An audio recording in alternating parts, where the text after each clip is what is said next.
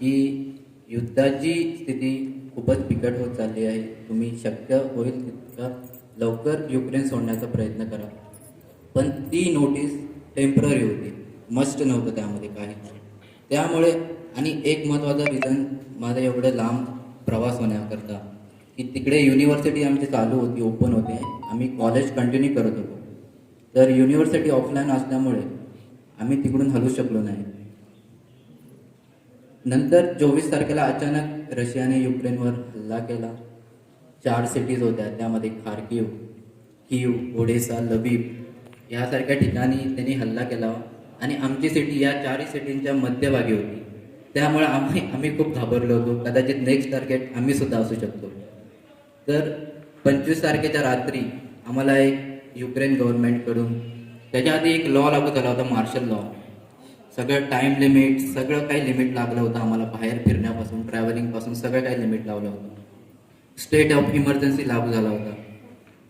त्याच 25 तारखेला रात्री 11:30ला एक युक्रेन गव्हर्नमेंटकडून एक नोटीस जारी करण्यात आली की रशियन मिलिटरी टर्नोपिलमध्ये 3 ठिकाणी बॉम्ब ब्लास्टचं प्लॅनिंग करत आहे. तर ते ठिकाण आहेत, एक टर्नोपिल इंटरनॅशनल एअरपोर्ट, एक 44 सेक्टर मिलिटरी बेसेस, एक सुपर मार्केट होतं जे की मॉल टाईप, आणि ते तिन्ही लोकेशन माझ्या हॉस्टेलपासून, एक लोकेशन 2 किलोमीटर, एक 8 किलोमीटरवर एअरपोर्ट होतं. असे सगळे तिन्ही लोकेशन माझ्या हॉस्टेलच्या जवळपास होते. आणि मेन रिझन घाबरायचं एकच होतं की त्या एरियामध्ये आमची जे हॉस्टेल होतं ते सिटी ऑफ सेंटरमध्ये होतं आणि त्या एरियामध्ये आमची हॉस्टेलची बिल्डिंग सगळ्यात उंच होती. आणि असं पण आम्हाला म्हणण्यात आलं होतं की दे आर टार्गेटिंग, उंच इमारतीला ते टार्गेट करत आहेत. तर आम्ही एवढे घाबरलो होते. आमची 9 माळ्याची बिल्डिंग होती ती आणि आम्ही 7th फ्लोअरला राहत होतो.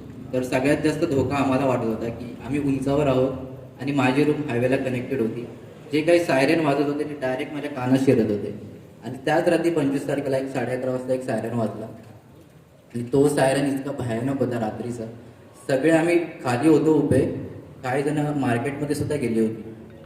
तर तो सायरन एवढा जोरात वाजला, काही जण हॉस्टेलमध्ये होते, सगळे ओरडत घाबरत. आम्हाला वाटलं की मरण आहे, जवळ आला आहे. त्या रात्री ती रात्र आम्हाला लास्ट वाटते आमच्या आयुष्यात. आणि तो सायरन कंटिन्यू 1-2 मिनिट कंटिन्यू वाजत होता. तर खूप घाबरलं होतं. काही मुलं बेहोश होत होते, काहींच्या हार्टबीट्स, ब्लड प्रेशर सगळं काही हाय हाय होतं. आणि आम्हाला हॉस्टेलच्या गार्डनी सूचना दिली ताबडतोब तुम्ही हॉस्टेलच्या बंकरमध्ये जा, अंडरग्राऊंड व्हा. तर आम्ही तुरंत अंडरग्राऊंड झालो 10-15 मिनटासाठी. आणि नंतर जशी वर सायरन बंद झाला तसं आम्ही वर आलो. पण आम्हाला तिथं वाटलं, जाणवलं की सेफ नाही होतं आम्ही इथे. त्यामुळं आम्ही 26 तारखेला निघण्याचा तिथून प्रयत्न केला. 26 तारखेला बस अवेलेबल नव्हत्या आम्हाला, कारण नोटीस जारी करण्यात आली होती की तुम्ही शक्य तितकं निघा लवकर. तर खूप मुले बॉर्डरकडे रवाना होत होते ऑलरेडी. काहींनी बसेस बुक केल्या होत्या 28-29 तारखेच्या. पण आम्हाला 26 तारखेलाच निघायचं होतं इथून, कारण नेक्स्ट टार्गेट टर्नोपिल होतं, तिथं आम्ही राहत होतो. तर ते टार्गेट जे काय आम्ही ठिकाणी राहत होतो टर्नोपिल, तर ते टार्गेट त्यांचं सक्सेसफुल, मी असं म्हणत नाही सक्सेसफुल झालं नाही, पण तिथे फायरिंग सुद्धा झालेली आहे.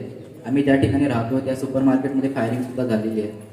आम्ही हॉस्टेलमध्ये सुखरूप होतो, आम्हाला सिक्युरिटी होती त्यामुळे आम्ही वाचलो, आम्हाला बंकर्स होते त्यामुळे आम्ही वाचलो. नंतरला बस अवेलेबल नव्हतं 26 तारखेला. एक दिवस बस अवेलेबल करण्यातच गेला. बस अरेंज केली आम्ही स्वतः. 22 जण आम्ही होतो बसमध्ये. बस ट्रॅव्हलिंग करत आम्हाला त्या बसवाल्याने पोलंडला नेली.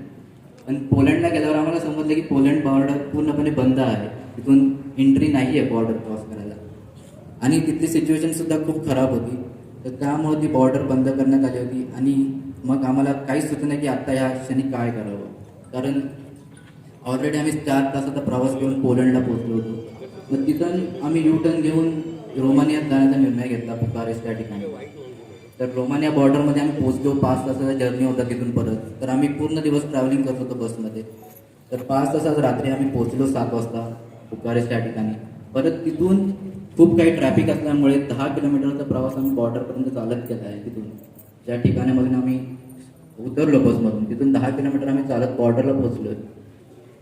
ते सगळे सुटकेस, बॅग वगैरे खूप वजन होतं हातमध्ये.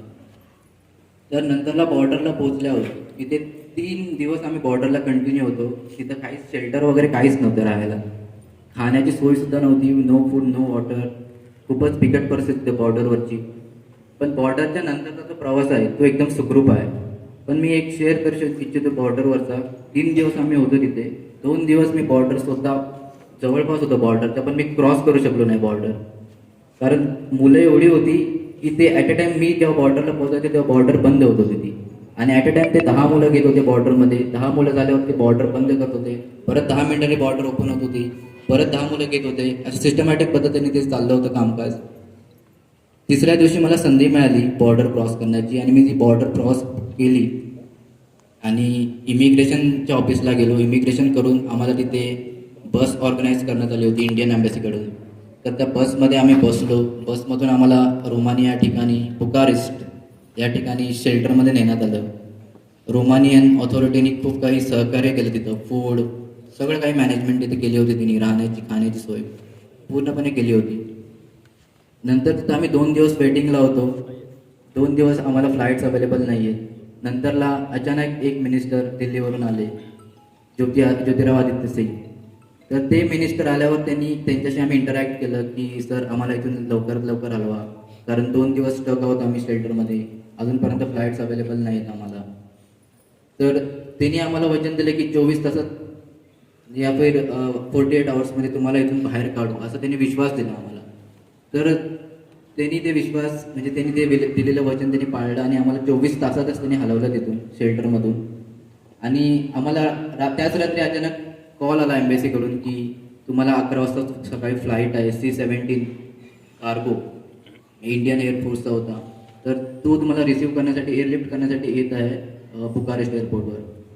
तर त्या एअरक्राफ्टने तुम्हाला दिल्लीसाठी हलवण्यात येईल आणि दिल्लीवरून तुमचा प्रवास होईल. तर आम्हाला 11 वाजताची फ्लाईट होती. आम्ही फ्लाईटमध्ये बसलो, दिल्लीला पोहोचलो. दिल्लीमध्ये सुद्धा स्टेट गव्हर्नमेंट होतं, गव्हर्नमेंट ऑफ महाराष्ट्र, बोट लावले होते वेगवेगळे स्टेटचे.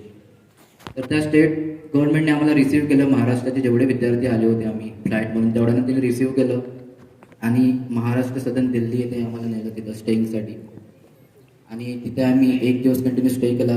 नंतरचा प्रवास जो की ट्रॅव्हलिंग होता दिल्ली टू मुंबई, तो सुद्धा त्यांनी तिकीट बुक केली त्यांनी आणि आम्हाला एअरपोर्टपासून कारचा खर्च वगैरे सगळं त्यांनी केलं आहे. फ्लाईटचा खर्च वगैरे सगळं ट्रॅव्हलिंग त्यांनी केलं आहे आणि आम्हाला सुखरूपपणे सदनपासून एअरपोर्टपर्यंत सोडलं त्यांनी. फ्लाईटमध्ये बसवलं मुंबईसाठी आणि मी मुंबईला काल रात्री 2 वाजता लँड झालं. आणि मग तिथून एअरपोर्टवर जसं मी आलो बाहेर एक्झिट केलं एअरपोर्टवर, तर तिथे मी तर एकदम शॉक झालो की सगळेजण तिथे आले होते. बाबुल सर होते, मर्चंटे सर होते, माझी फॅमिली होती. तर सगळेजण तिथं स्वागतासाठी होते तयार. तिथे खूप खूप मी खुश होतो जेव्हा बाहेर आलो तेव्हा. आणि तिथून मग प्रवास चालू झाला मंडणगडचा. आणि मंडणगडला आल्यावर इथे सुद्धा खूप जी काही माझी सोसायटी आहे त्यांनी माझं खूपच स्वागत केलं. मराठे सर आहेत, लोखंडे सर आहेत, पत्रकार बंधू आहेत. त्यांनी खूप काही सहकार्य केलं. खूप काही ते स्वागत झालं माझं, फुलांचा वर्षा वगैरे. ते मी एक्सपेक्ट नव्हतं केलं की एवढं सगळं होईल माझ्यासाठी. तर thank you so much Indian embassy, thank you so much society, thank you so much government of Maharashtra, thank you so much Indian government.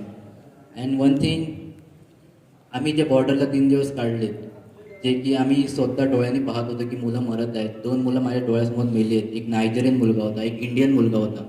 2-3 मुली बेहोश झाल्यात बिकॉज ऑफ थंडीमुळे. -13°C तापमान होतं तिथं. स्नोफॉल होत होता. आम्ही स्नोफॉलमध्ये उभे होतो. कंटिन्यू 12-13 तास स्टँडिंग होतं आम्हाला तिथं. आणि no food, no water, energy नव्हती. इन्स्टंट एनर्जीसाठी युक्रेनियन पीपल ब्रेड वगैरे प्रोव्हाइड करत होते. Thanks to Ukrainian people. After crossing the border, thanks to Romanian authority, they are providing very long, like shelter, foods, water, everything they are providing. And thank you so much. I would like to thank the government of Maharashtra, government of India, and those were the worst day of my life. Thank you so much. एवढंच सांगेन की आम्ही मरणाच्या दारातून वापस आलो आहे. तुमच्या सगळ्यांचे ब्लेसिंग होतं. You people are the best. Because of you people I am here right now. Thank you so much. मला ज्यांनी सपोर्ट केला इथे आणण्यापर्यंत, पत्रकार बंधू, शिक्षक बंधू, सगळे माझे फ्रेंड्स तिथे आहेत उपस्थित. ते कंटिन्युअसली माझ्या कॉन्टॅक्टमध्ये होते. ते सगळे मला ब्लेसिंग सेंड करत होते की तू सुखरूप येशील. भगवानचा आशीर्वादसुद्धा होता. तर मी तुमच्या सगळ्या आशीर्वादामुळे, माझ्या पॅरेंटच्या ब्लेसिंगमुळे मी सुखरूप प्रवास, 10 दिवसाचा जर्नी होता. मी 25 तारखेला हॉस्टेल सोडलं आहे माझं आणि आता मी 4-5 तारखेला इथं लँड होतो आहे. तर हा 10 दिवसाचा प्रवास खूप कठीण होता. आम्हाला मरण दिसत होतं की 10 मिनिटामध्ये आम्ही मरतोय, अर्ध्या तासात मरतोय, असं आम्हाला जाणीव होत होती. नॉट की रशियन अटॅकमुळे नाही, की जी काही युद्धाची परिस्थिती होती, बॉर्डरवर परिस्थिती होती, त्या परिस्थितीमुळे आम्हाला असं वाटत होतं की आम्ही आता इथं मरू. तर त्या सिच्युएशनचा सामना करून आम्ही आलो. Because of you people, you are the best. Thank you so much who are gathered here for me. Thank you so much.